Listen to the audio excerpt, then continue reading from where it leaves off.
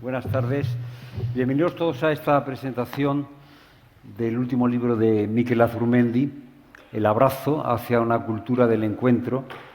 Enseguida vais a saber por qué hemos empezado con un canto vasco. Este último libro de Miquel, lo digo yo como lector, me parece que es un libro provocativo.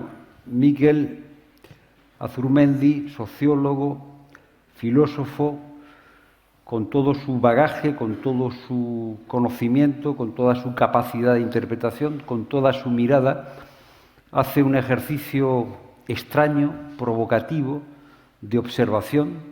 Hace él un viaje que me parece que resulta interesante, muy interesante, a mí al menos como lector me ha resultado muy interesante, con un objeto muy particular, una tribu muy particular, un grupo de cristianos. Es el objeto de este estudio. En esta presentación, aparte del propio Miquel Azurmendi, tenemos con nosotros a Joseba Arregui, doctor en Teología y Sociología, que fue consejero de Cultura del Gobierno vasco en los gabinetes de Ardanza del 86 al 91, al que Bilbao le debe el aspecto que tiene ahora Bilbao. Sin Joseba Arregui, Bilbao no tendría el Guggenheim, no hubiera tenido la recuperación de la ría, entre otras cosas, entre otras muchas cosas. Joseba ha sido siempre un hombre con una gran capacidad crítica y ha realizado un viaje político y cultural que a mí me parece fascinante. Es ahora articulista. Yo confieso que no hay artículo de Joseba Arregui que salga que no me lo lea. Y que incluso subraye en algún momento. Y también está con nosotros Julián Carrón, doctor en Teología, profesor de Teología en la Universidad Católica del Sacro Cuore de Milán y presidente de la Fraternidad de Comunión y Liberación. Vamos, si os parece, a comenzar esta conversación en torno al abrazo.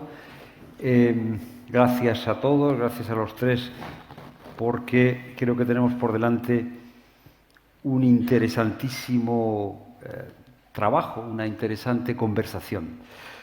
Joseba, empezamos contigo, si te parece. Me vas a permitir que rompa cierta confidencialidad. El otro día hablábamos y me decías que este libro de Miquel te ha revolucionado. que este libro de Miquel para ti ha sido un fenómeno que te ha sacado de quicio. Recuerdo que esa fue la expresión que me dijiste. Este libro me ha sacado de quicio, en el sentido positivo. Inmediatamente aclarabas luego, me ha sacado de quicio, pero en sentido positivo. Me ha hecho replantearme muchas cosas de mi vida y me ha interesado un nuevo sentido de la realidad que aquí se percibe. ¿Qué es lo que te ha sacado de quicio, Joseba, leyendo este libro?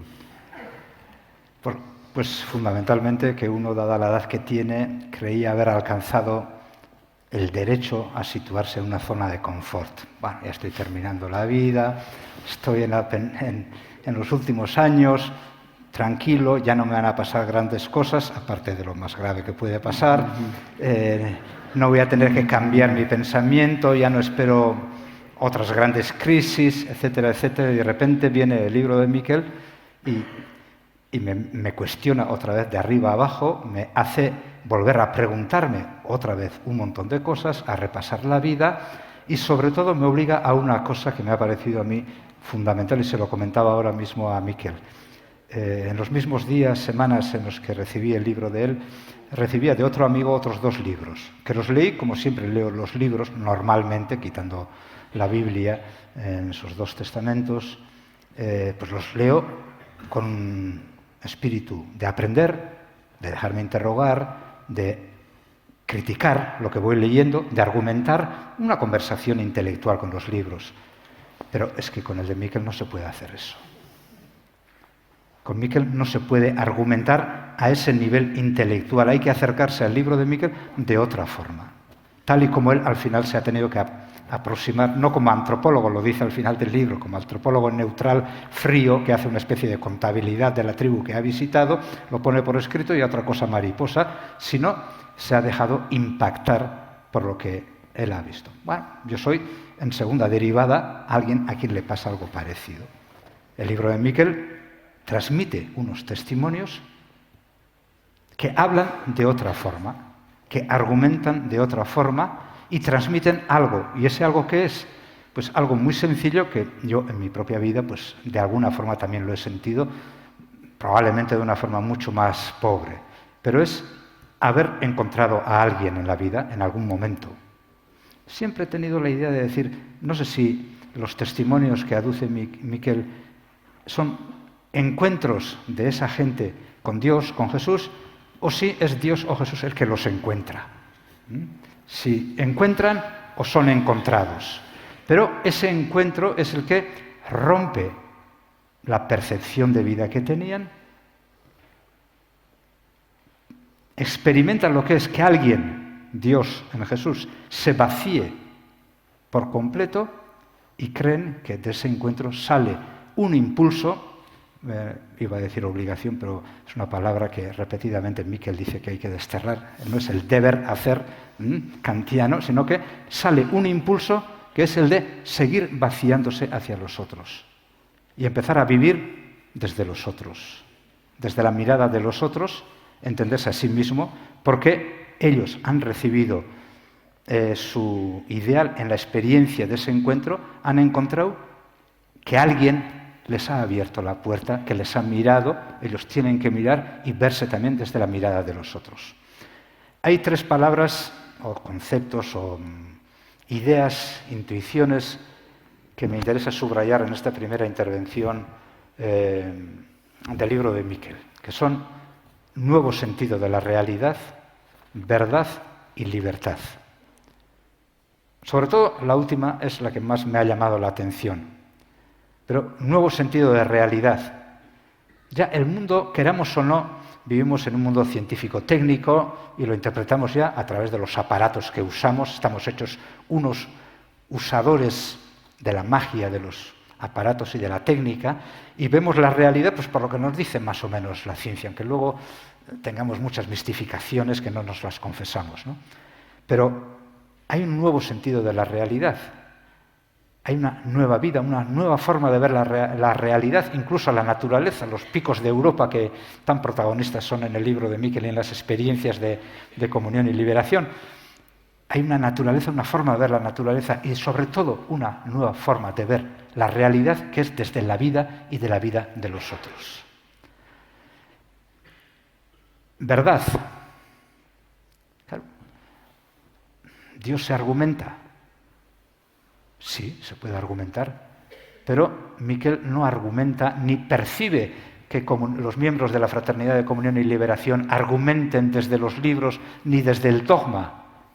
Argumentan desde la verdad de su vida, de la vida de Dios que se entrega en Jesús hasta la muerte en cruz, a la verdad de aquellos que, en seguimiento a partir de esa experiencia, de ese encuentro, creen que hay que abrirse a los demás, entregarse a los demás, vaciarse por los demás y ver a los otros. Una palabra que me maravilla y la repetiré probablemente varias veces cuando habla de la caritativa, de Macario y de los que van a Valdemín Gómez y a toda esa zona, y no van a convertir a nadie, no van a enseñar a nadie, van a estar y a respetar a los otros, a los que están allí, que son los márgenes y los marginados de la gran ciudad que es Madrid, a respetarlos en su estatura humana. Me parece que es una expresión muy bella, muy hermosa. Saber vivir viendo y respetando la estatura humana de los otros. Claro, eso a uno le deja, él dice en algún momento, comentando con alguien, que envidia, que uno siente envidia. Y quizá termino esta primera intervención con eso. Yo me sentía un poco como la zorra de la fábula, ¿no? Que dice que las uvas están verdes. Pero yo decía, no, las uvas están bien maduras, están doradas y son uvas blancas por el sol del otoño, y yo soy muy pequeño y no llego a hacer esas cosas. Y eso a uno le saca de la zona de confort, le saca de quicio y dice, esto me interpela, me exige y me hace plantearme. Él dice, los pocos años que me pueden quedar, me gustaría ser mejor persona. Bueno, ¿cómo puedo ser mejor persona? ¿Qué significa en la vida diaria, con los amigos, en la familia y en todo lo demás? Pues vivir desde la alteridad. Hay ya sé que hemos hablado un rato y que no es muy aficionado a Leviná, pero Leviná en una de sus lecturas talmúdicas interpretando la Mishnah dice que antes es el hacer que el oír. Y lo explica. Hacer, ¿qué es? Aceptar el mensaje. Oír, ¿qué es? Entender el mundo y la vida después con el mensaje y entender el mensaje después de aceptarlo. No argumentar para recibir el mensaje, sino al contrario. Mientras que el saber es la tentación de la tentación, dice Leviná, es acercarse, aventurarse en el mundo donde el bien y el mal están juntos, pero sin perderse en nada, ni en la ambigüedad entre el bien y el mal, sino quedarse fuera como sujeto. Esto no deja a nadie fuera, no puede dejar. Si se lee el libro quedándose fuera del libro, no ha entendido nada. Se tiene que dejar, o se acepta el mensaje o no se acepta. Y luego se habla sobre el mensaje. Pero primero aceptar el mensaje y luego entender el mensaje. Gracias, Joseba. Julián, vemos en lo que nos acaba de decir Joseba que se prolonga la propia dinámica que describe Miquel en el libro. O sea, Miquel en el libro habla de una presencia enfundada en una inmensa alegría. Dice también que nadie sacó, estaba participando en unas vacaciones, nadie sacó un conejo de la chistera para meter a Cristo como calzador. Es la experiencia la que va consolidando a cada uno de los presentes la presencia de Jesús. Ahora vemos cómo esa experiencia se dilata en alguien que simplemente ha leído un libro. Ha leído un libro y leyendo un libro está, me parece, explicando una dinámica similar. No una argumentación, no una teorización, sino el impacto con un testimonio, él lo ha dicho, que remueve y que saca de quicio. Miquel, mirando a esta tribu, ve una presencia alegre. ¿Qué podemos aprender de esta mirada de Miquel, de Joseba, más que mirada que ve el testimonio directo, que lo ve de forma indirecta? ¿Qué juicio sobre la naturaleza del cristianismo supone? ¿Y qué luz arroja sobre el momento en el que estamos? Yo no sé qué impresión les habrá hecho a ustedes escuchar a Joseba, pero hablar de una presencia que a uno le saque de quicio, que le saca de la zona de confort, que le despierta toda la exigencia de su vida porque le interesa, y que esta sea la forma con la que la vida se pone de nuevo en movimiento y que puede sucederlo ya a una edad donde ya uno no se esperaría nada más. No sé si podemos irnos a dormir esta noche como antes, como hemos entrado aquí. Porque hablar de un lugar así, ¿qué significa para la vida? Para las tres cosas que decía, ¿no? La realidad, el modo de relacionarse con la realidad, para el descubrimiento de la verdad. ¿Quién pensaría que yendo a visitar un campamento, a visitar una caritativa, un gesto de caridad, aquello podría tener algo que ver con la esperanza de la vida? Y es que estamos demasiados acostumbrados a dar por supuesto lo que dice el Evangelio. Porque en realidad lo que estabas describiendo es literalmente lo que contaba el Evangelio, de que unos hombres han encontrado a alguien que les ha sacado de la zona de confort y les ha sacado de quicio. O sea, les ha revolucionado de tal forma la vida que desde aquel momento han dejado las barcas y su cotidianidad para empezar a vivir otra cosa. O sea, les ha sacado literalmente de quicio. Y ninguno pensaría, bueno, pero ¿por qué ir a pescar con él en vez de ir a escuchar al rabino sus elucubraciones sobre el Antiguo Testamento? Era más interesante para la vida que ir a pescar. No he podido leer las páginas de Miguel sin recordar una expresión que he oído hace tiempo de Delibac, ¿no? Que en un cierto momento, cuando se ha separado los hechos que hacemos tantas veces como del origen, el cristianismo es hecho irreal, dice él, porque ya no aparece como irradiación del origen. Y entonces se convierten en formas vacías, ideal sin vida. Es como ídolos, ¿no?, demasiado frágiles, pálidos, porque no mueven nada. Y no es posible que uno pueda, por usar la expresión que usa Miquel, ver para mirar. Podríamos decir que este es el método que ha usado, ver para mirar. Pero poder decir del cristianismo que es un ver para mirar no es más que decir en el lenguaje laico, venid y ved. O sea, Jesús no les está invitando a otra cosa que a que puedan ver lo que él ha visto.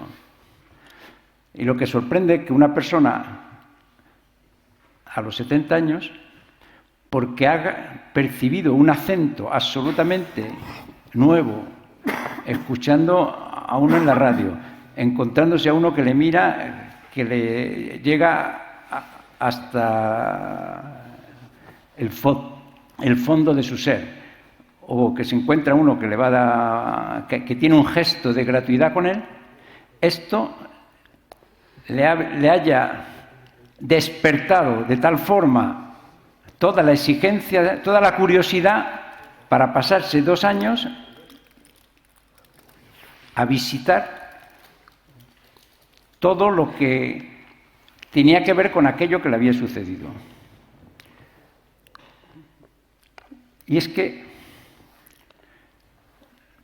poder volver a hablar del cristianismo como cosas que suceden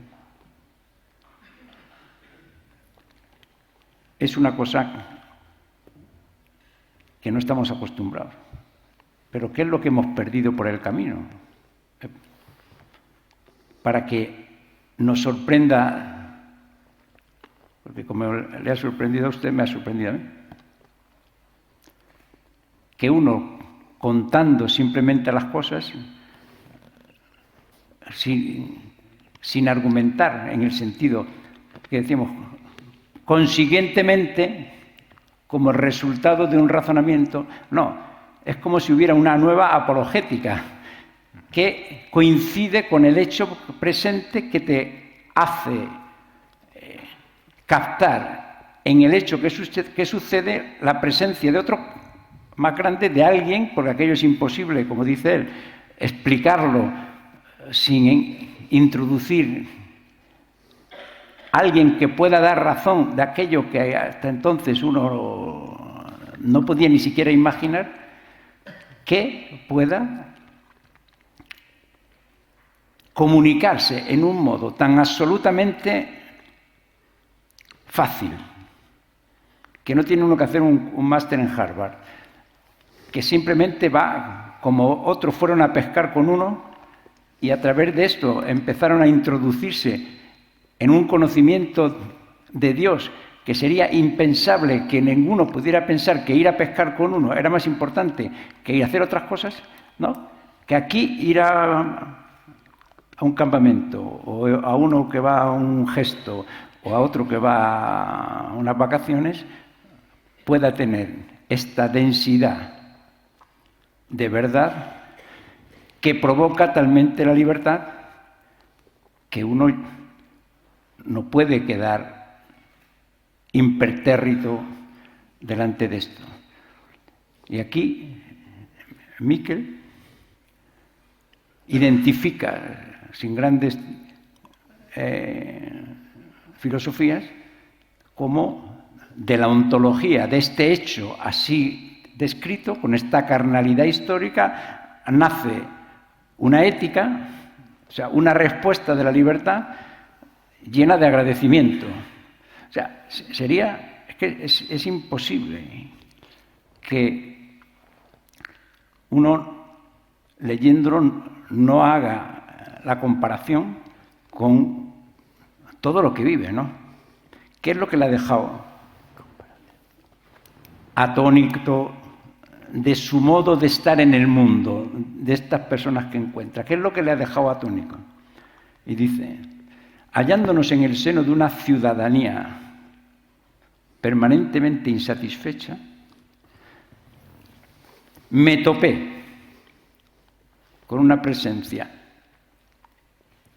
enfundada en una inmensa alegría.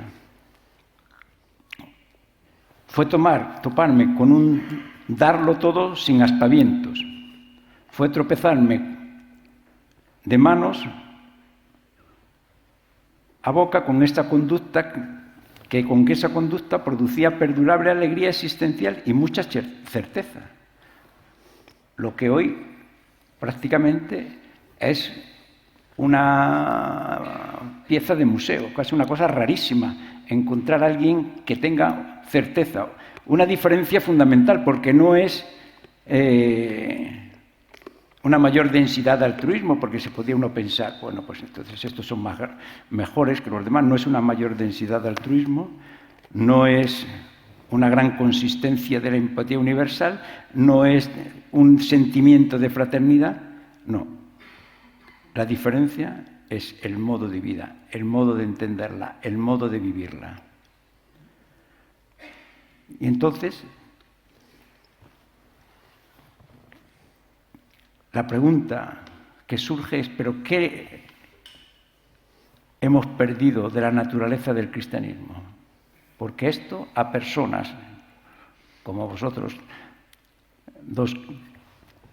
uno que lo ve, el otro que lo lee, que no sois los últimos llegados, que no sois los últimos ingenuos, provoca esto, y a mí, leyéndolo, me provoca lo mismo.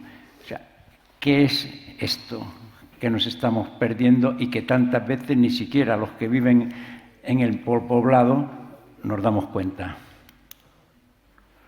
Y entonces, pues me parece que simplemente en la descripción de los hechos, sin añadir nada a la descripción de los hechos,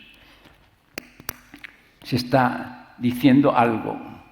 Porque cuando él llega a uno de estos momentos y inmediatamente después de estar allí algunos minutos dice, aquí está sucediendo algo, que quiere decir que la única forma de explicar adecuadamente lo que está viviendo es algo que está sucediendo, un acontecimiento, no del pasado, como en tantas ocasiones, a lo que en tantas ocasiones lo hemos reducido, sino algo que está sucediendo ahora, como sucedió hace 2000 años, pero que ahora nosotros tenemos esta oportunidad única de vivirlo en el presente.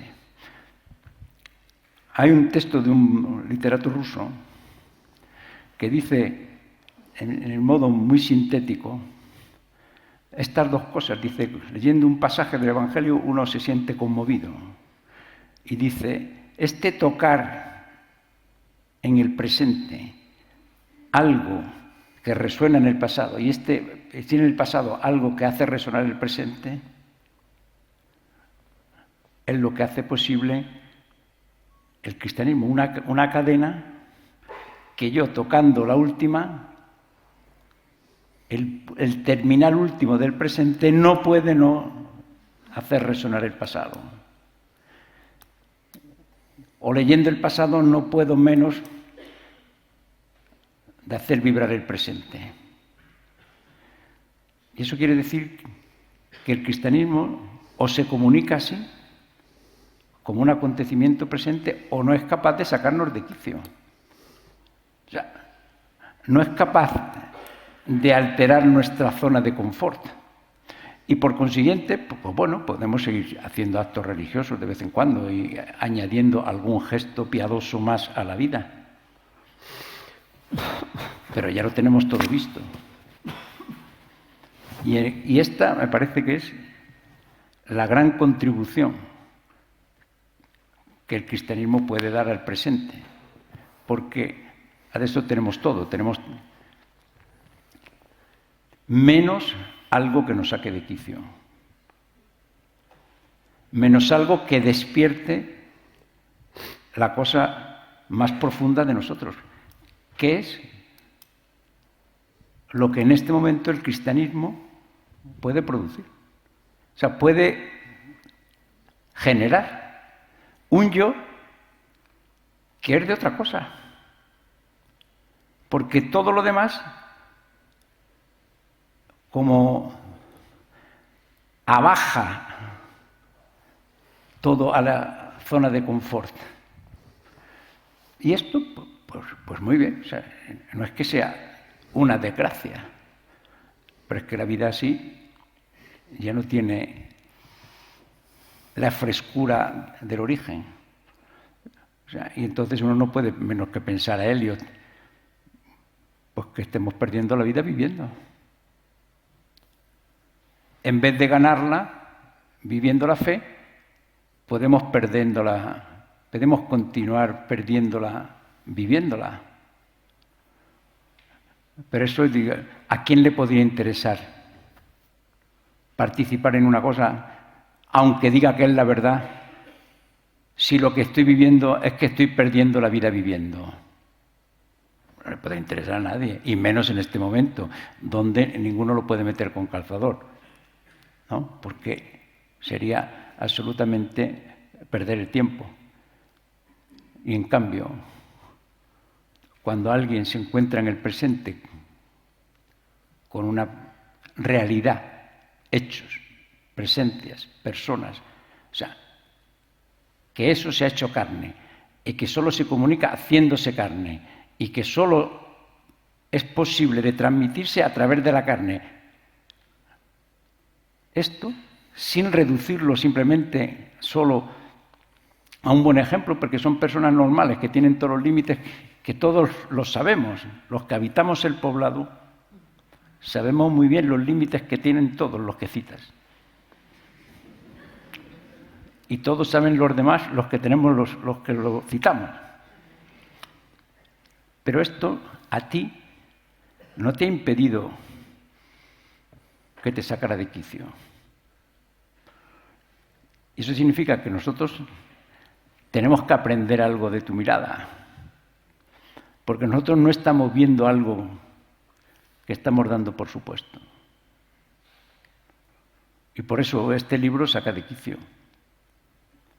Porque dice, yo qué mirada estoy teniendo, que puedo decir muchas cosas justas, identificar límites verdaderos que ninguno los niega. Pero esto no es solo eso, porque solo eso no habría provocado una cosa así. Y esto, y acabo, nos tiene que, o nos puede ayudar a entender la naturaleza del testimonio, que a lo que tantas veces hemos reducido a un buen ejemplo, no es suficiente, porque aquí lo que se hace presente a través de esta modalidad nueva de estar en la realidad, se hace presente la presencia de Cristo, que pasa a través de la única humanidad con la que puede contar Cristo si quiere seguir encarnado en la historia, que son personas limitadas. Lo que tantas veces es una objeción, aquí la objeción no oscurece la potencia de la luz, la potencia del atractivo. Y esto es una cosa a la que todos nosotros tenemos que agradecer a Miquel de habernos enseñado a mirar algo que ya no es nosotros, como siempre me llama mucho la atención un texto de von Balthasar que dice cuando uno está al lado de un torrente, después de un cierto tiempo ya no lo oye. Nosotros estamos delante de ciertas cosas que después de un cierto tiempo ya no las vemos. Y luego decimos, ¿y por qué tengo que decir Jesús? Esta es la pregunta del millón. O sea, ¿por qué estando juntos tenemos que decir Jesús? Como si aquello que estamos viendo cayera del cielo. O sea, o se lo sacara alguno de la chistera.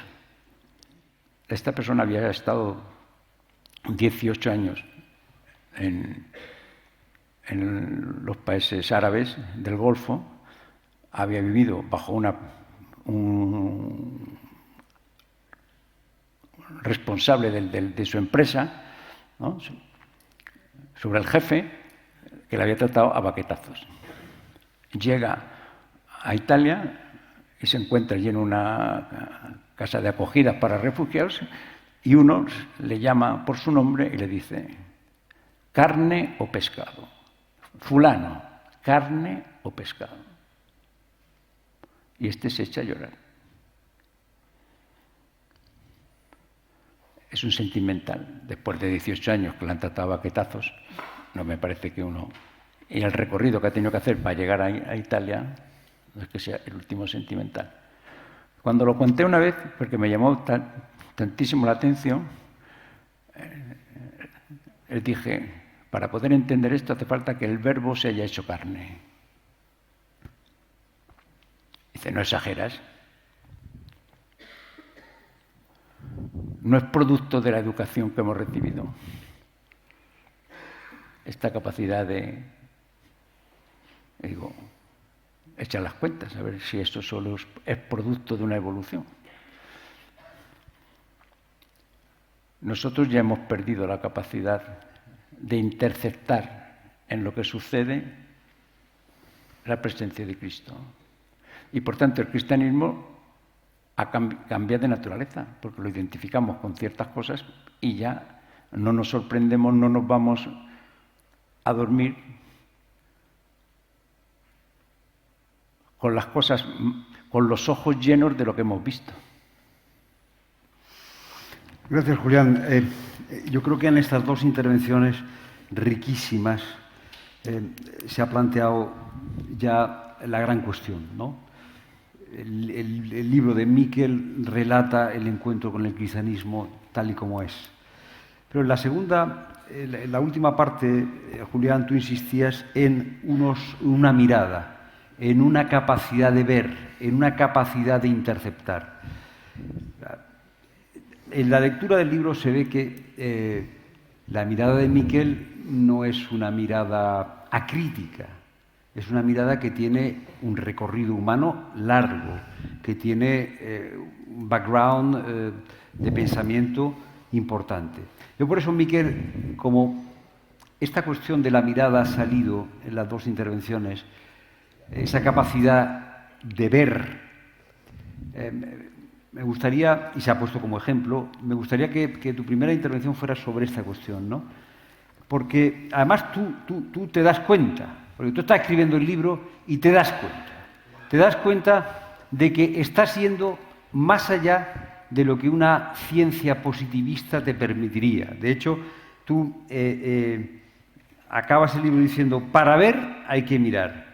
Y dialogas con el método sociológico, en concreto con Hervé Leger, cuando recomendaba en materia de sociología escapar a la comunión con el objeto. O sea, la comunión con el objeto no permite ver objetivamente, adecuadamente. O sea, tú tienes en el trastero esta regla de la sociología, ¿no? Y tú, sin embargo, te la saltas. O sea, ¿por qué esto es racional? ¿Por qué tú has decidido entrar en comunión con el objeto para conocerlo? Porque me parece que ahí está en parte el secreto de haber visto. O sea, ¿es racional, Miquel, para ver, entrar en comunión con el objeto, o estás contaminándote? Y el que se contamina no ve, diría, cierto método, ¿no? Bueno, es la gran cuestión, ¿eh? No penséis que Miquel ha escrito un libro. Miquel ha escrito todo lo que iba viendo, cada vez que iba a Picos, cada vez que iba a Masella, cada vez que venía y en casa de tal discutían tal, cada vez que iba... Es decir, todos mis movimientos, yo lo que he hecho ha sido escribir, ir escribiendo hojas y hojas y hojas que me hacían pensar. O sea, no te creas que este libro, esto es Miquel ha escrito un libro, es como César hizo un puente casi, ¿no? No, claro, sí, hay un libro, pero este libro es producto de un montón de hojas y hojas y hojas, visitas y discusiones y charlas y contraargumentaciones con gente. Vosotros conocéis un poco cómo me he movido.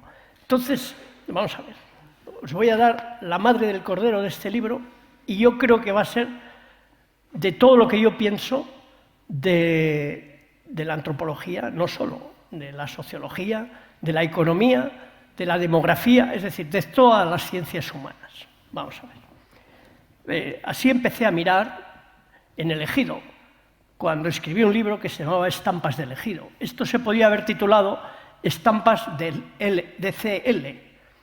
¿Veis? Son como estampas de CL, pero no son unas estampaciones, no. Hay una reflexión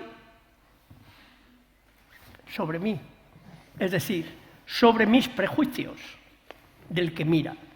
Ahora os voy a explicar. Para ver hay que mirar, os voy a explicar lo que me pasa a mí. O sea, que no pontifico que sea lo que tenga que... Pero si yo hoy tuviera cátedra, en la escuela enseñaría el error, el inmenso error de las ciencias humanas que han sido codificadas, implantadas en la universidad con el patrón de las ciencias naturales. Las ciencias naturales sirven para predecir, tienen unos cuantificadores universalizables, como vosotros sabéis, para todo X y para todo Y, X tiene la propiedad phi, entonces Y tiene la propiedad g. Y unos signos también de enlace para saber cuándo estos cuantificadores se producen o se concretan. Esto funciona así en las ciencias naturales. Eso se ha tratado de hacer en las ciencias humanas. No hay hoy, han fracasado completamente en estos 150 años. Las ciencias humanas no poseen, incluyo la economía, la demografía, como las más potentes. No hablemos de la psicología. No poseen absolutamente, han perdido, carecen absolutamente de unas posibilidades de cuantificar con predicciones. Han fallado absolutamente. Hoy ninguna ciencia, no hay, ni en economía tan siquiera, ninguna cuasi ley que tenga poder predictivo. Fijaos lo que os estoy diciendo. Entonces, ¿a qué viene todo este pábulo de la economía y tal? Los economistas, ex post, cuando han pasado las cosas, entonces las explican por qué han pasado. La estanflación, las crisis, nada, nadie por delante, lo habéis visto, ¿no? Entonces, ¿cuál es el problema? El problema es que las ciencias humanas, el patrón de las ciencias humanas no es un átomo, no es una estrella, no son unos circuitos atómicos, es el humano, le vamos a llamar hombre, hombre y mujer, quiero hablar, hombre y mujer. Hablar de humano me parece raro, hablemos del hombre. Entonces, ¿qué es el hombre? El hombre es un saco de deseos, de intenciones, de objetivos, de creencias que hacen absolutamente impredecible. Y está el azar, la nariz de Cleopatra. Hoy estábamos hablando del caballo del capitán Ney, que si no es por él, que se cayó, se hirió, y Ney se quedó sin caballo y no ha visto las tropas. Napoleón estaba malherido de su propia enfermedad en una chabola y le había dejado a Ney toda la batalla de Waterloo como ganada. Pues si no es por ese asunto de la herida del caballo, Waterloo hubiera sido otra historia. Napoleón, con Ney a la cabeza, hubieran ganado absolutamente. Es decir, el azar puede trastocar absolutamente todo, pero no digo las intenciones. Fijaos bien, si yo, por ejemplo, me hubiera cogido este catarro que he cogido ahora, o esta cosa, la hubiera cogido hace 2 años y me hubiera durado, que no hubiera escrito libro. Es así, es decir, el azar, esto es impredecible. Las ciencias humanas no pueden estar construidas con el patrón de las ciencias naturales. Por esto, precisamente, primer punto. Por eso han fracasado. Salvo únicamente la literatura. La literatura es la única actividad humana que ha mostrado un caleidoscopio, un paisaje humano de acciones, de tipos humanos, en los cuales, y de personajes, a través de los cuales se puede seguir la transformación de la sensibilidad humana. Hoy, para saber la sensibilidad humana cómo se ha transformado, hay que leer novelas. Desde entonces hasta ahora hay que leer. La economía no nos dice nada, la filosofía no dice nada. Hay que leer novelas. Eso que ya poca gente lee, ¿veis? Todavía la literatura posee esa fuerza. Entonces, el modelo mío, ¿cómo ha escrito Miquel este libro? Escribiendo hojas, ¿no? Pero, que no eran este libro, pero eran hojas que luego se han roto y se han hecho otras hojas. El problema fundamental que yo tengo siempre es que nada humano me es ajeno. Lo he dicho en la página aquí 311, fijaos bien, de otra manera, porque no quería poner este latinajo. Homo sum, humani nihil, a me alienum puto. O sea, quiere decir que soy hombre y nada humano me es ajeno. Pues bien, aquí lo digo de esta otra manera, para no calentar la gente, porque algunas frases ya hay, lo digo así. Mi sospecha está al final de que acaso bien pudiera existir en mi derredor, fijaos, empiezo con esta sospecha, de que bien pudiera suceder en mi derredor otra cosa diferente del egoísta, cada cual para sí. Fijaos bien, yo digo igual, ahora os explico cuándo, ¿no? O del insolente, ese que se joda, no es más que podéis poner un vago, un drogadicto, un inmigrante, un español. Es decir, podéis poner lo que queráis. Es decir, yo consideraba que el patrón del hombre es el hombre. Nada que a un hombre le vaya bien le es ajeno al otro hombre, porque inmediatamente, lo ha dicho Julián hace un momento, ha dicho la comparación con todo lo que vive. Es que este es el asunto, la comparación. Os lo voy a explicar tal como yo lo veo, tal como... lo siento, además, y creo que las ciencias humanas, como no descabalguen de van mal. Bueno, todo va mal, y las ciencias humanas están dentro de lo que mal. No podían ir bien, si no sabríamos algo, ¿verdad? Pero no sabemos nada. ¿Qué quiere decir? Que yo me puse a mirar a ver si había algo más que ese que se joda, ¿no? Oye, que se busque la vida, que bastante me cuesta a mí buscármela a mí. Esto lo hago yo en un momento en el que hay una gran crisis que nos ha dejado Zapatero y el mundo y tal, y las primas y las subprime, bueno, una gran crisis que sale adelante merced a que unos abuelos viejos ayudan a sus hijos y atienden a sus nietos, los recogen en casa, se ayudan. Ha habido en España una entreayuda, esto no es filantropía, esto es amor filial, esto es apechugar, esto es el respeto que uno tiene por el otro, ¿veis? Entonces, de esto no ha hablado nadie. De vez en cuando alguien decía que cuánto ayudan. Este era el asunto interesante de las ciencias humanas. Fijaos bien, este era. ¿Por qué España no se hunde? Era la pregunta que los sociólogos y miles de millones se están gastando, y no existe esta pregunta en ningún plan de observación en las ciencias humanas, en ninguna universidad. ¿Por qué España no se hunde? ¿Dónde están las familias que sostienen? El ejemplo para mí fue fundamental, y entre mis amigos, lo he comentado ya con vosotros alguna vez, lo de las tarjetas Black, ¿veis? Entonces, bien. Entonces, el 1%, ¿dónde está el 1% que hubiera podido salvar a Sodoma y Gomorra? ¿Veis? Entonces, esta es la pregunta que tienen que hacer las ciencias humanas siempre. ¿Dónde está lo humano? Aquello que hace perdurar la sociedad, la familia, las instituciones. En este momento que estamos como en una especie de cañonazo constante de artillería contra las instituciones, ¿ya veis? Desde arriba del todo, ¿no? Pim, pam, pum, a ver qué se cae, ¿no? Se puede caer todo.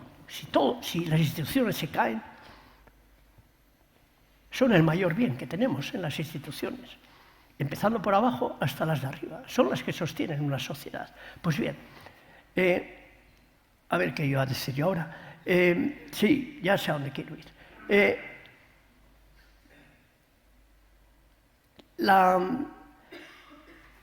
Está hablando de las ciencias humanas. El patrón clave es nada ajeno, nada me puede ser ajeno que acontezca y que tenga que ver con el otro humano. Bien. Si esto fuera, hay una cosa literaria, ahora me acuerdo. ¿Dónde sale esta frase? Fijaos bien, si es una frase potente. Es una frase que sale en Terencio, en el Eutontimerúmenos, que quiere decir el que se perjudica a sí mismo. Es de hace como 200 años antes de Cristo, 175 probablemente. Es una comedia, os voy a contar el inicio. El inicio son dos campesinos añosos. Uno pasa delante del otro y le ve trabajar Y le dice, pero Cremes, ¿pero qué haces aquí? Pero si tú estás forrado, acabas de coger esta tierra, tienes aquellas tierras, aquellas otras, eres riquísimo, tienes ya 60 años, tienes unos esclavos. Anda, ¿no sería mejor que en vez de trabajar tú la tierra, te fueras a tu casa, reorganizaras el trabajo y les hicieras trabajar mejor y más racionalmente a los obreros? Le dice, fijaos, a los esclavos, perdón. Y le dice el otro, oye, ¿y a santo de qué vienes tú aquí a molestarme? Tienes mucho tiempo libre. Son preguntas que no te incumben. Y el otro dice, me incumben, porque homo sum, está en latín la comedia, homo sum, y nada que sea humano me es ajeno. Te he hecho esta pregunta por si tú me das razones para yo imitarle si son buenas, y para yo desistir de ellas y hacerte desistir si no son buenas razones. Fijaos, este tío está comparando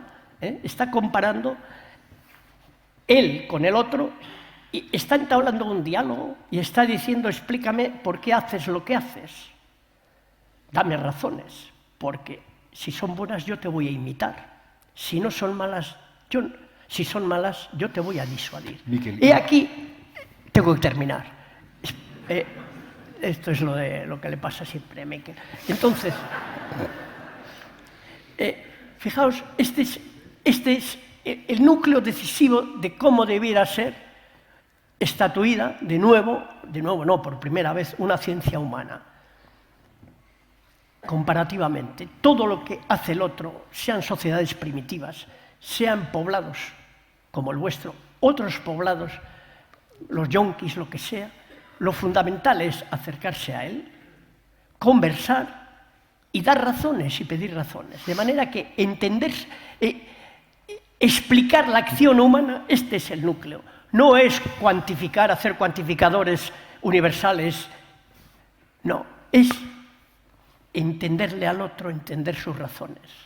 Y, razonando, ver si aquellas valen, te las copio, es decir, las imito. Y si no valen, te voy a persuadir.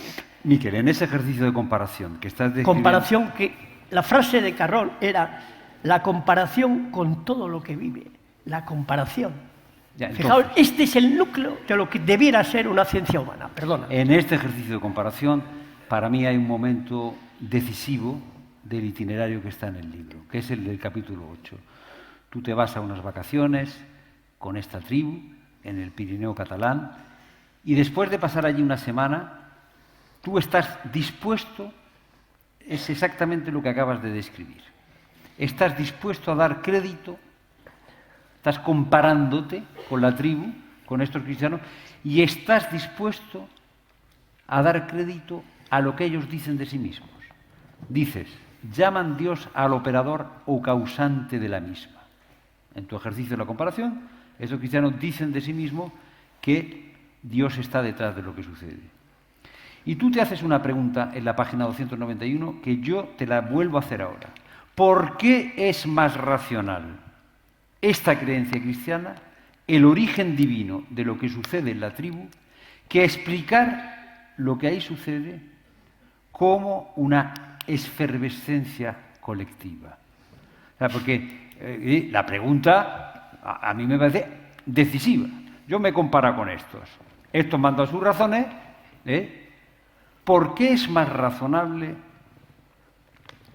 confiar en el origen que da el testigo de su experiencia que en la consideración, bueno, no sé, efervescencia colectiva, Durkheim, puede ser también Feuerbach, su bibliografía de los... O sea, aquí no vamos a entrar en todo. Pero ¿por qué es esto razonable? ¿Por qué es razonable eso que tú... ¿Por qué es más racional? Eso. Bueno, yo no quiero... Yo no voy a responderte a No, esto, tienes 5 minutos. Pero no quiero monopolizar. No te preocupes, ya del tiempo ya me encargo yo. A ti. Bueno. Del tiempo me encargo yo. Entonces voy a aprovechar para terminar la cuestión anterior.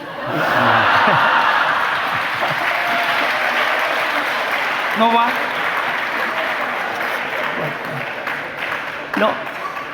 No, porque fijaos, para poder comparar,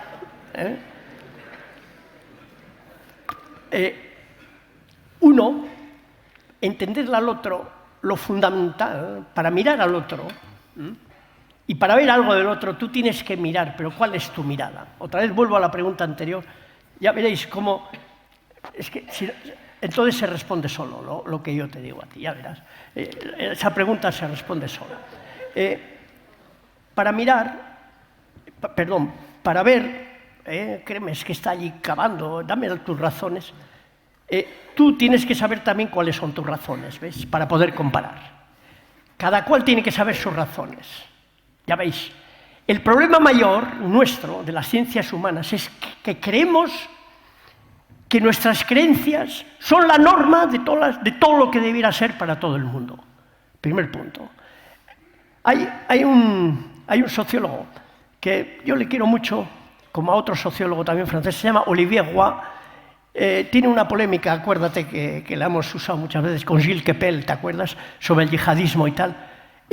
Últimamente, lástima que yo no supiera eso porque hubiera metido aquí en un momento clave porque todo a mi método, en cada capítulo, yo estoy luchando, si os dais cuenta, contra mis propias creencias. Estoy luchando contra mis propias creencias. Yo soy el campesino que voy a incordiarle al otro vecino y le digo, oye, ¿no sé, estarías mejor?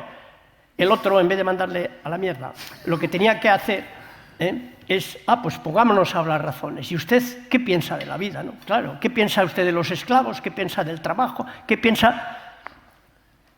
Entonces, el problema siempre es que Olivier Roy ha dicho, ahora recientemente, precisamente criticando a dos colegas que le habían criticado a él. Este es un tío, bueno, no voy a explicar, es un Mao de mi época, el Gilles Kepel es un Trotsko de la época también, todos del 68. Este se marchó para Afganistán, anduvo por Irán, ha escrito muchas cosas y hoy creo que tiene una cátedra en Florencia, en Italia, sí, me parece. Y este tío ha escrito la sociología, fijaos qué frase. Todas mis páginas resuman esta frase. La sociología no puede entender el hecho religioso. Fijaos, dice, no puede entender un ex-Mao, no puede entender, un tío que ha pasado por Afganistán, Irán y por todos lados se da cuenta, él mantiene, no voy a hablar de las tesis que mantiene sobre la juventud, la radicalización, lo vamos a dejar. Mantiene que la sociología no puede entender lo religioso porque parte de la norma laica, laïque dice, de la norme laïque, laïque en francés quiere decir laicista, parte de la norma laica, entended, laicista, como significado de la normalidad. O sea, cree que lo normal es el laicismo. Entonces nunca podrán entender el fenómeno religioso, ¿os dais cuenta? Por eso, hoy los antropólogos empezaron comparando en el siglo XIX, pero todos creían que nosotros, con la ciencia, con esto, con lo otro, teníamos la verdad, la sociedad buena, el hombre, la política, y todos los demás eran unos primitivos, unos enanos mentales, la mentalidad primitiva, y todo, Lévi-Brühl, etc., ¿no? Y hoy los antropólogos lo que prefieren es decir, caer en el extremo opuesto, decir, no, cada cual tiene su verdad, ellos hacen esto, no hay que comparar nunca, ellos hacen esto, será verdad, los aztecas, qué bonito, los aztecas mataban al sol, se mataban unos a otros. ¿Te quedas? Claro, este es el relativismo, ¿no? ¿Entendéis? ¿Por qué? Porque no quieren comparar. ¿Sabéis por qué no? Porque nuestros valores. ¿Qué dicen de nuestros valores? Y todos los sociólogos dicen, no, los valores cada cual los suyos. Parten del nietzscheano, del superhombre nietzscheano, que cada cual tenga sus valores, y adelante. Entonces no pueden hacer ni ciencia, ni hacen conocimiento, ni comparan nada, y no les interesa. Entonces, el método mío para acercarme a la verdad vuestra, que cada vez quiero hacer una verdad mía,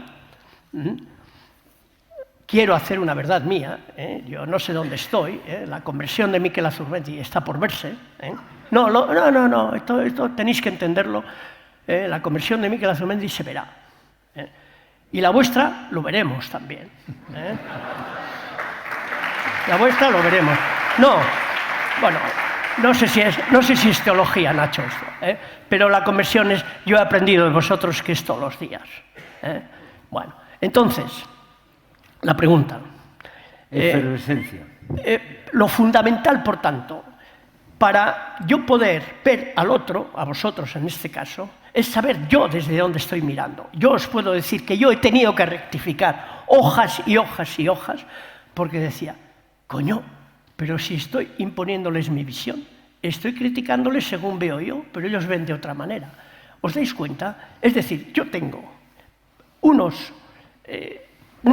yo daba por normalidad, por ejemplo, el individualismo. Yo creo que el individualismo, es decir, en la sociedad liberal, cada cual para sí está en un mercado y tal, la libertad, iguales, libres e iguales, ¿no? Yo era de los de libres e iguales. Libres e iguales es precisamente el mercado de los semejantes, que todos no somos iguales ante el mercado, como vosotros sabéis. Entonces, yo he tenido que ver que la lente con la que yo miraba no servía, porque yo no se hubiera entendido. Otra lente que no me servía, la de la libertad. El concepto que yo tenía de libertad, sobre todo el fundamento de Isaiah Berlin, del liberalismo, no me sirve para entenderos a vosotros, porque vosotros no hacéis nada con la libertad negativa, de que no me coaccione nadie. Necesitáis una explicitación de lo que es la verdad. Aquí se ha hablado bastante de la verdad. ¿Os dais cuenta que no tiene nada que ver con ese concepto de Isaiah Berlin? He aquí un prejuicio que yo tenía y que he tenido que ir poniendo en solfa para entenderos a vosotros. Pero, por ejemplo, un hecho todavía mucho más importante en mí, que yo creía, hacía bastante caso, que había una neurosis obsesiva en eso de santiguarse y en eso, tal como se ve a los jugadores de fútbol, que cuando salen al campo hacen así, y yo digo, claro, es una neurosis obsesiva, está claro. Entonces, los cristianos, no, pero daos cuenta de que para entender a un cristiano de verdad, como creo que sois todos los que estáis aquí, hace falta un esfuerzo grande por quitarse unos ídolos de tribu que tiene él también, de su tribu, porque todos somos de alguna. Entonces tiene que quitar algunos ídolos, como decía Bacon, el Francis famoso aquel, y entonces quitarse y darse cuenta. Entonces, dos campesinos podrían hablar y razonar, pero si uno razona desde sus puntos de vista no le entenderá al otro. Podría seguir diciendo qué lentes he tenido que ir quitando y desenfocando para que mi angular os viera a vosotros. Bueno, entonces, ahora viene, yo creo que sin decir esto yo no podría explicar, querido. Entonces, yo podría ceder la palabra a otros y otros dos colegas, grandes colegas, que nos han dado mucha luz, y yo te respondo eso enseguida. ¿Qué te parece? Me parece muy bien. Lo que tú mandes, Miquel. Entonces, tenemos ya poco tiempo. ¿Ves? Encima. Claro. No, pero han venido, hombre, que a mí me interesa mucho lo que digan ellos. Claro. Joseba, vamos a ver, son muchas cosas las que han salido y podríamos tirar del hilo de cada una de ellas y estaríamos aquí una noche con cada una de ellas. Pero en vuestra conversación inicial, los dos, Julián y tú, habéis coincidido en este cristianismo que es una relación, que es un acontecimiento, hace estar de una manera determinada en la realidad. Tú hacías referencia a la caritativa. Cuando Miquel se interna con un grupo de personas en una caritativa, es decir, en una acción caritativa con una serie de drogadictos, él inmediatamente siente el golpe y dice, ¿estos qué hacen aquí? O sea, ¿qué hacen aquí en medio de esta actividad? Y Miquel enseguida compara con la sociología, con Weber, con Durkheim, que ha despreciado, o sea, en gran medida, el mundo contemporáneo, la convivencia se construye considerando irrelevante para la vida social la caridad. Y Miquel, en esa comparación, llega a la conclusión de que la caridad puede ser un artefacto certero para la identidad personal y colectiva. O sea, no un añadido, no un elemento secundario, sino para sino un elemento fundamental para la identidad personal y colectiva. ¿A ti qué te sugiere esta relación, yo creo que arriesgada, pero muy provocativa, que hace Miquel entre identidad y caridad, entre construcción social y caridad? Creo que consigue tocar el núcleo de los evangelios, simplemente. Es decir, cada vez que voy a misa, procuro ir todos los domingos, y le comentaba antes a Miquel, salgo a veces harto. Suelo ir, entre otras cosas, básicamente para no creer en lo que yo quiero creer, sino para escuchar la palabra. Aunque a veces me da la impresión de que de tanta verborrea no se puede escuchar la palabra que ya está dicha. Pero no hay sermón que no escuche en el que no me hablen de solidaridad. Y no hay sermón en el que no me digan que tenemos que ser mejores, que hay que ayudar más y acoger a los refugiados y a los otros y ser solidarios otra vez y darle todo eso. Me faltan dos cosas en esos sermones a mí personalmente. Una, yo soy solidario porque pago impuestos. Pero los impuestos significan se me imponen. No tengo modo de escaparme de ellos. Me puedo escapar, pero puedo terminar en la cárcel. Bueno, entonces soy solidario con todo eso y hay momentos en que uno pues ha terminado pagando el 40% en el IRPF y el 50%. Bueno, ya soy solidario. Eso no me salva. Eso es una obligación cívica, sin más. Y además me lo imponen. Es fruto de la violencia legítima del Estado. Por eso se llama impuesto y no aportación voluntaria. Bueno, ¿la caridad qué es? Es que le veo aquí a Monseñor Rouco, igual me echa el anatema encima. Vamos a ver. En Jesús, ¿qué pasa? Ahí tengo una pequeña diferencia con... no es diferencia, un pequeño matiz con lo que dice Miquel en su libro. Que la cruz, la muerte en cruz, no es agónica. Si he entendido bien, utiliza el término, no es agónica. Es más bien la misericordia con el buen ladrón, estarás conmigo en el paraíso y todo se ha consumado. Pero previamente está Getsemaní, aparta de mí este cáliz, pero no se haga mi voluntad sino la tuya. Tiene que ver con la libertad y se entrega a la muerte. Para mí, igual estoy muy equivocado y el profesor de Nuevo Testamento me puede corregir y suspender. Jesús muere una muerte doble en la cruz. Es la muerte física, la mayor escarnio en aquellos tiempos para los romanos, es una muerte física, pero aunque no sé si hoy en día se consideran parte de las mismas palabras de Jesús, de la ipsísima verba Jesu que se dice, pero las palabras de Padre, ¿por qué me has abandonado? Es una muerte espiritual, que luego los discípulos de Maús, ateos ellos, no se ha cumplido lo que esperaban y se van a casa, se retiran tristes a casa.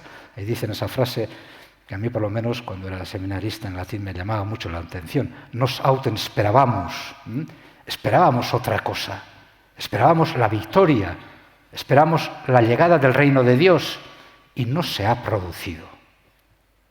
Hay una muerte en la esperanza mesiánica que también Jesús compartía y no se produce. Y como dice un rezo, que creo que es del Jueves Santo, ya me corregirán, el gradual del Jueves Santo, el Christus Factus Est, dice, propter quod et Deus.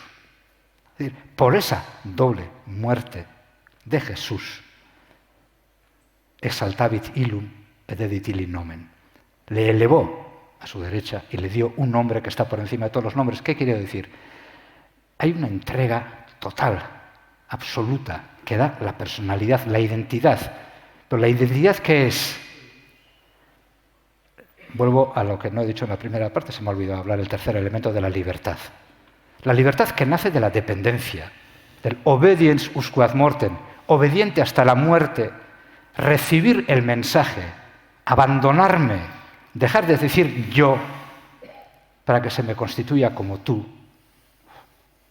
Hans Urs von Balthasar dice que es el núcleo de la religión, ser llamado tú por alguien, constituido como tú, Eso es lo que produce la nueva identidad. Fuera el hombre viejo, vestir el hombre nuevo. Claro, eso es muy distinto a la solidaridad impuesta. Eso es el vaciamiento, la liberación de mi yo. El vaciamiento de mi yo, que es el ejemplo de la doble muerte de Jesús. A veces pienso, Levinas habla en una de sus lecturas talmúdicas de que Josué fue el primer ateo. No porque dejara de creer en Dios. Moisés y Aarón le mandan hacia Jericó, a la tierra de Canaán, a ver qué problemas podían encontrar para entrar en la tierra de la que manaba leche y miel, y vuelve con sus compañeros diciendo, allí no podemos entrar.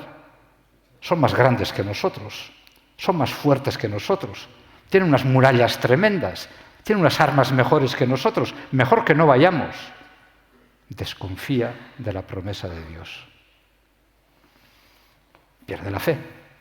Es el primer ateo, dice. En este sentido, en cierta forma, los de Maús son ateos y Jesús es el gran ateo. ¿Por qué? Porque se acaba toda religión de solidaridad, de magia, de esto lo puedo hacer, rezo 3 Padres Nuestros, me salvo, la novena, para los difuntos 3 misas, etcétera, etcétera. Todo eso se acaba y empieza el reino de Dios.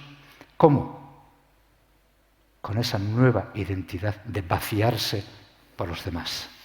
Entonces, eso es caridad, eso no es solidaridad. Entonces, ahí está, y si me permites, 2 cositas, 2 breves.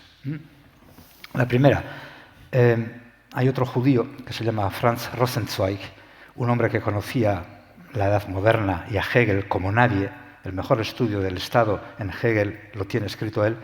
Pero él deja la cátedra, deja la filosofía y vuelve a su judaísmo, no se convierte al cristianismo como todos los demás, sigue en su judaísmo, pero escribe un libro que es maravilloso y muy difícil de entender, La Estrella de la Redención.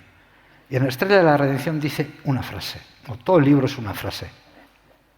La verdad de la creación está en la revelación. Y la verdad de la revelación está en la redención. Claro, es una verdad, y ahí es la segunda cosa con la que quiero terminar, está en lo que recordabais los dos, el presente atado al pasado, el pasado atado al presente. Falta un punto. Miquel utiliza una palabra que me ha gustado mucho también, memores Christi. Los miembros de la fraternidad, muchos de ellos son memores Christi. Es de ellos. Bueno, son testigos, pero no testigos, sino recuerdo permanente de Cristo, hacen presente aquello. Pero los primeros cristianos decían una oración, en arameo creo que es Marán Atá, ven Señor Jesús. No ha llegado todavía, es decir, se ata pasado con presente y con un futuro que todavía no ha llegado, pero del que hay que dar testimonio para seguir creyendo que existe ese futuro. Y entonces, que será la segunda venida. Joseba, sí. Vamos a ver. Tú has escrito recientemente en tus artículos que España en este momento tiene 2 procesos que se conjugan. La desintegración de la civilización occidental y una falta de perspectiva del bien común.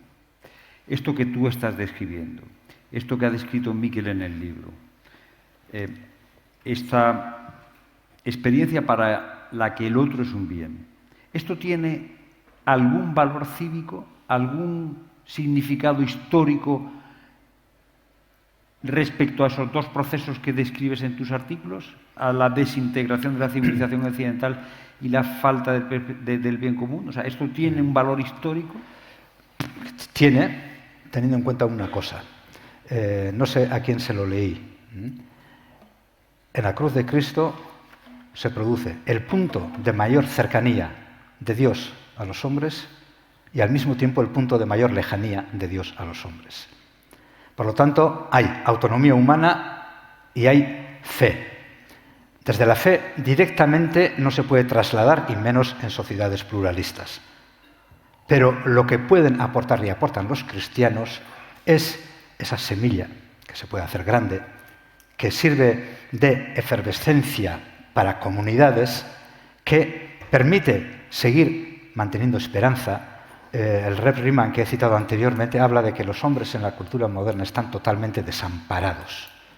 Pues crear esperanza y algo posible, amparo en ese desamparo, claro que tiene que ver, pero no como construcción de la sociedad civil, o más bien como construcción posible de la sociedad civil, no de la comunidad política. Porque la comunidad política seguirá por su vía, que es una vía de verdad provisional, pero eso nos llevaría ya muy lejos en estos momentos. Sí puede aportar, no puede ser nunca lo definitivo, porque tampoco lo es para la fe, porque la fe, al final, como dice San Pablo, lo que quedará al final es solamente el amor, desaparecerán la fe y la esperanza, pero eso no será ahora, sino será después, si somos capaces de mantener hoy la esperanza. Miquel, ¿me respondes ahora? Ahora o no? te respondo, sí. Venga, sí. vamos. Sí, muy breve, voy a ser muy breve. Sobre la racionalidad de aquello que sucedió en Marsella. Es decir, en 6 días, casi 6 días, 700 personas reunidas.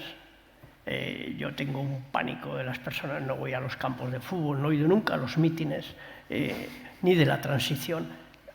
Entonces, 700 personas, estás allí, todos haciendo con sus críos jóvenes. Oye, leer el capítulo 8 es... 8. Leer el capítulo 8 es donde mayor transformación mía ha existido, nuestra, diríamos, porque en este sentido fuimos dos. Entendí, yo me despojé de una lente que no me servía para mirar a la humanidad. Fijaos bien, me quité la lente de qué era el humanismo, qué es humanismo, qué es ese concepto marxiano que tenemos, que viene de Feuerbach, eso de el hombre por el hombre. ¿Qué es eso del hombre por el hombre? Esa fórmula creo haberla entendido después de 6 días y de ver aquel espectáculo, aquel ejercicio de caridad, de acercamiento de uno al otro, de no quedarse uno en su choco, en su esquinado, de buscarse uno al otro, desconocidos, de hablar, de abrazarse, de hacer todo bien. Se hacían excursiones, se hacían juegos colectivos, juegos jugando 600 personas, donde no se veía ni una... Había cientos de globos llenos de agua, pinchados, ni una goma, ni un plástico en el suelo, ni una colilla. No hubo ni una bronca, ni una reyerta. Ningún niño le dijo a su padre: papá, pártele la cara a ese que es el padre de este, que me ha roto un globo. Fijaos, hubo 4 rasgos que entonces mismo, en una pequeña asamblea que hubo previa a la asamblea, yo me junté con los de... Nosotros nos juntamos con los de Cataluña. Hubo, fijaos, unos 4 rasgos que son fundamentales para entender lo que es el hombre por el hombre. Era el respeto, que no tiene nada que ver con la fórmula kantiana, esa veneración sacra de la ley, eso cuasi Dios que es, ¿no?, para Kant, que para Durkheim es la sociedad, porque la sociedad es en realidad el Dios para nosotros. Entonces, y el respeto de Durkheim, bueno, el respeto, la humanidad con minúscula, la humanidad no tiene nada que ver con eso de la canción que cantábamos con el puño, el género humano será la internacional. No, que no, la humanidad no tiene que ver con el género humano, tiene que ver con esa persona de carne y hueso, con ese chiquillo, ese hijo de papá que lo tienes ahí, que te da asco. La humanidad es ese acercamiento gratuito de darse uno al otro, de acercarse, de estar en la cola y decirle: no, pasa tú. Nadie se colaba en las colas del ascensor, nadie se colaba en las colas del comedor. Esa concepción de que el otro es otro como yo, y pasa la alegría. Bueno, no voy a hacer un canto, he dicho que voy a ser breve. 4 rasgos y la libertad que teníamos todos, y sin embargo nunca me he sentido, nunca nos hemos sentido, ahora hago por dos, hablo por dos, nos hemos sentido tan libres haciendo lo que queríamos hacer.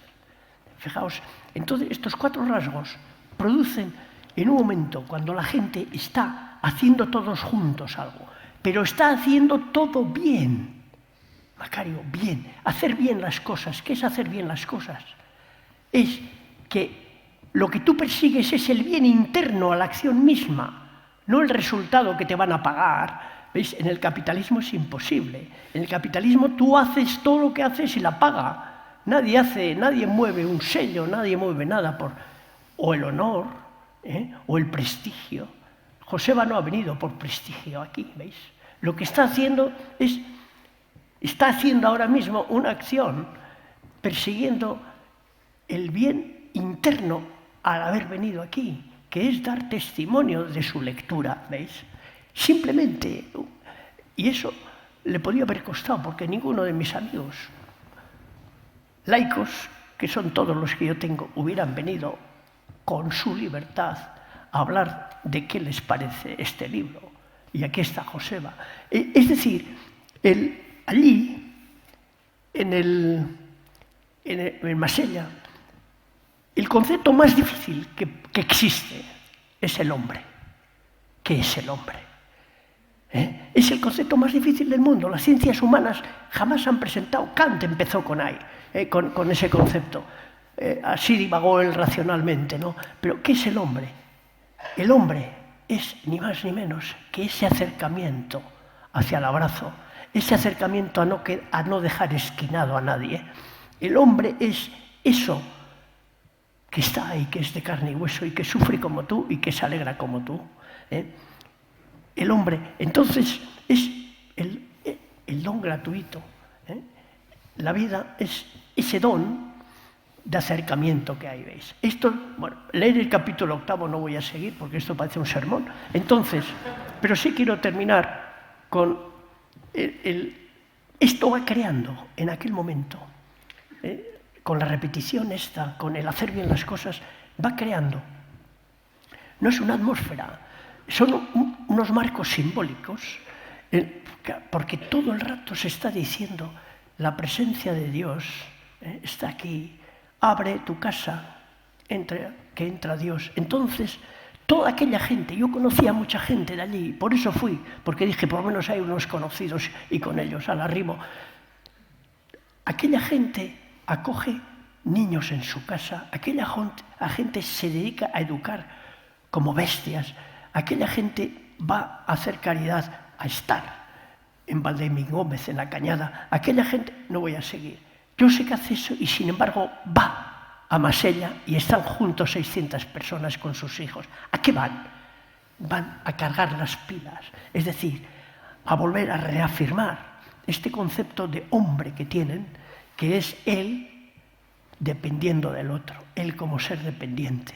Él es un dependido.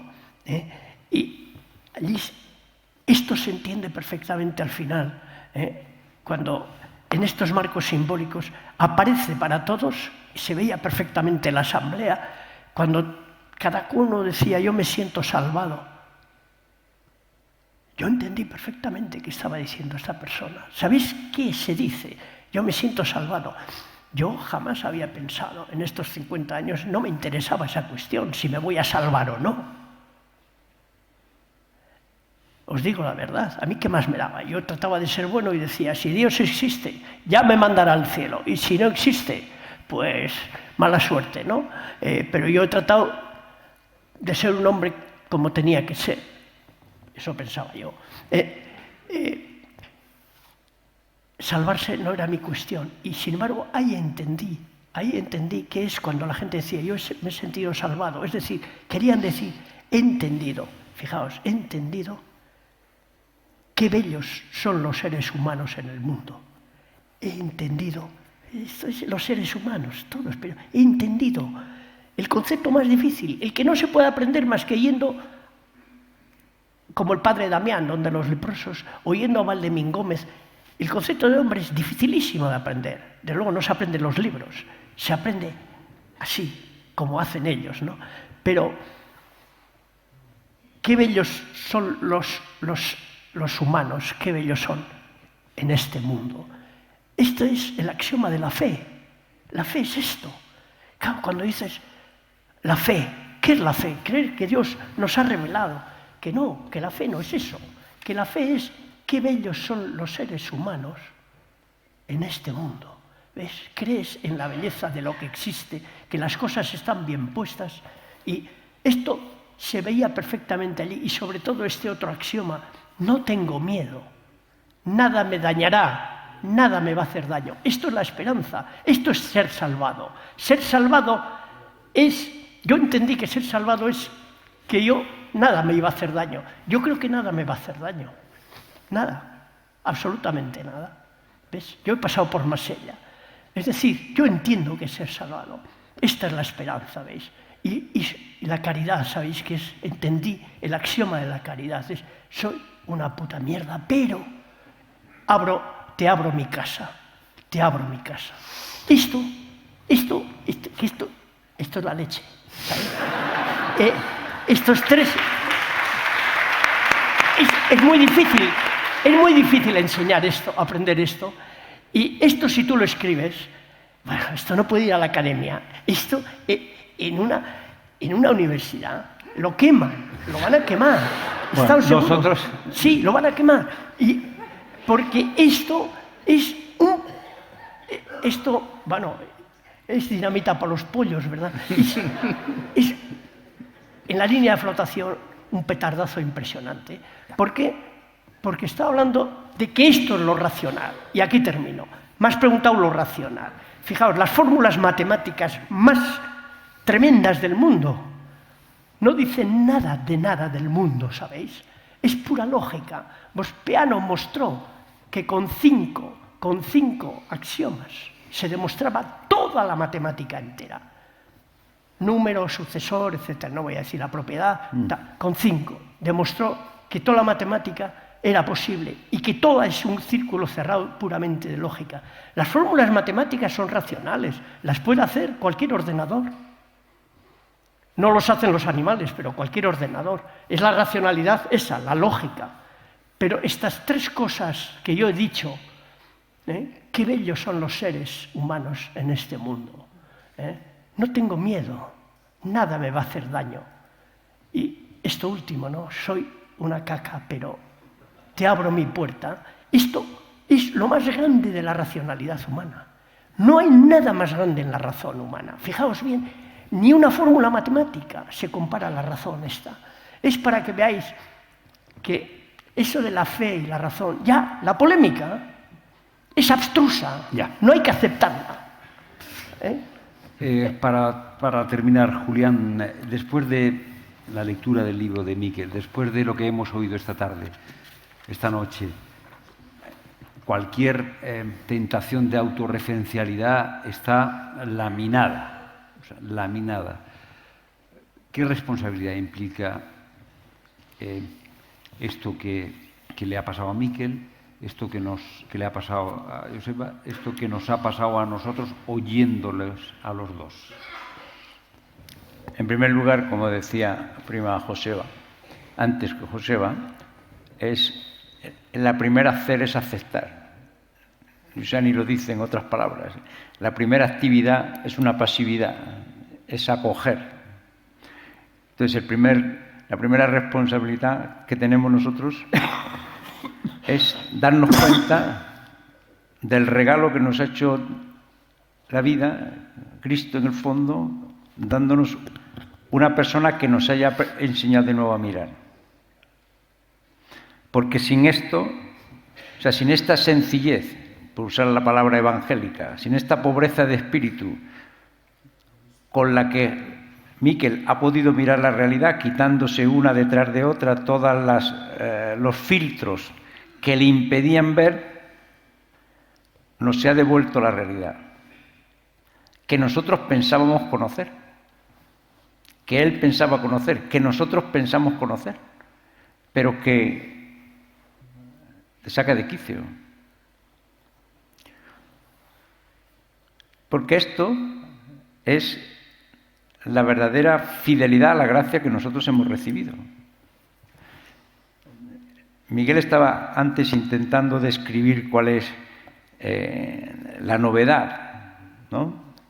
Don Giussani lo ha descrito en un párrafo que me permito leer al final como descripción de esto que ha intentado describir muy bien Miguel. Dice, la cultura de hoy considera imposible conocer, cambiar uno mismo y la realidad solo siguiendo una persona. Tú lo que has hecho es seguir. La persona en nuestra época no es contemplada como instrumento de conocimiento y de cambio, porque es reducido el conocimiento solo a análisis o a reflexión teórica, y el segundo a praxis y aplicación de reglas. ¿Cómo responde don Giussani, como ha explicado Miguel en su experiencia, sin haber leído esta frase de Giussani? ¿Cómo responde don Giussani a este desafío que tiene la mirada de la cultura en que vivimos? Siempre me ha llamado la atención esto. Que para mostrar esto, Miguel nos ha descrito una mirada que ha quitado los filtros y que se ha puesto a aprender siguiendo otro, porque la cosa más extraña es que una persona con toda su cultura se haya puesto a seguir lo que veía, lo que le ha llamado la atención. Y Giussani, en cambio, mientras la cultura de hoy dice esto, en cambio, los primeros que siguieron a Jesús, Juan y Andrés, justamente siguiendo a aquella persona excepcional, han aprendido a conocer de modo distinto y a cambiar a sí mismos y la realidad. Desde el instante de aquel primer encuentro, el método ha comenzado a desarrollarse en el mundo. ¿Y cómo se ha desarrollado?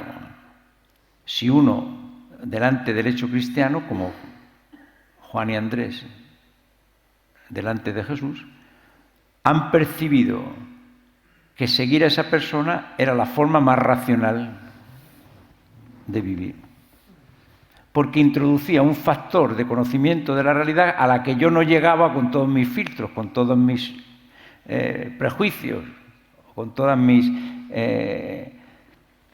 lentes.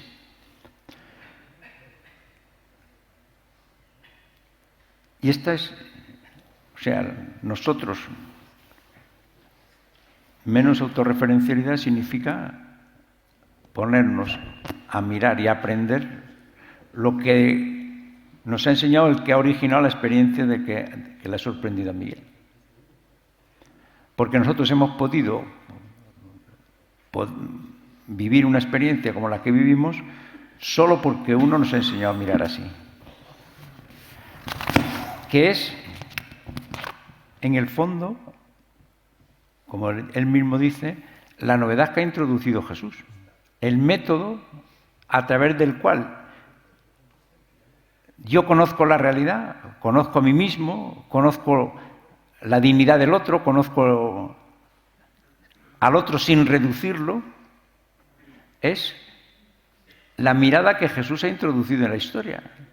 Zaqueo tenía 1000 límites, pero hay alguien que le mira con una mirada absolutamente nueva, y eso le hace cambiar. Todos los demás le estaban haciendo un análisis, ¿no? Le estaban haciendo el traje a Zaqueo, pero ninguno le cambió, como aquella mirada, ¿no? Que decía, ¿por qué? Porque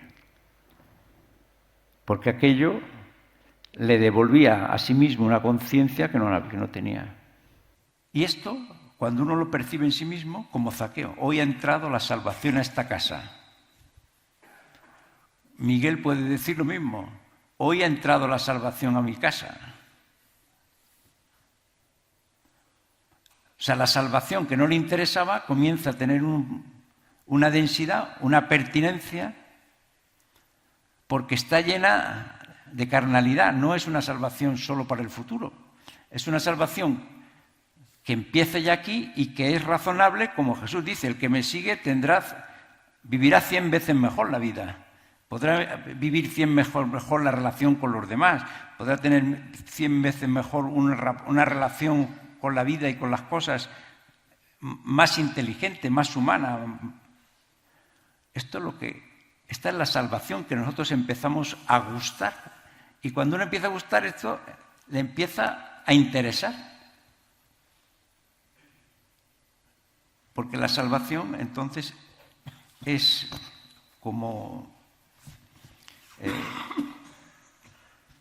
sacada de este aislamiento, ¿no?, al que nosotros hemos ligado la palabra salvación como una cosa que será después o que podrá tener interés para algunos, ¿no? Es que la salvación coincide con esta experiencia de ser uno mismo que le hace participar en un lugar, que es la comunidad cristiana. Y la comunidad cristiana es como el primer germen de aquellos a los que estamos destinados todos, porque ¿a quién no le gustaría estar en un lugar donde se sienta abrazado así, estimado así, mirado con toda su grandeza, a pesar de los límites, como Jesús ha introducido en la historia? Y esto es no ninguna autorreferencialidad. Esta es la mayor responsabilidad que tenemos, porque es algo que hemos recibido gratuitamente y que solo podemos dar gratuitamente. ¿Y cómo? Viviéndolo. Utilizando las palabras de Joseba, sale uno de quicio, o sea, sale de sus formas habituales de mirar las cosas, de dar por sabido lo que tiene entre manos. Escuchándose a los tres, uno se da cuenta de que hay mucho que tiene mucho que aprender, que tiene mucho que caminar, que tiene mucho que disfrutar, que tiene mucho que mirar para poder ver, que hay mucho camino por delante. Gracias a los tres por vuestras palabras, gracias a Miguel por el libro. Buenas tardes.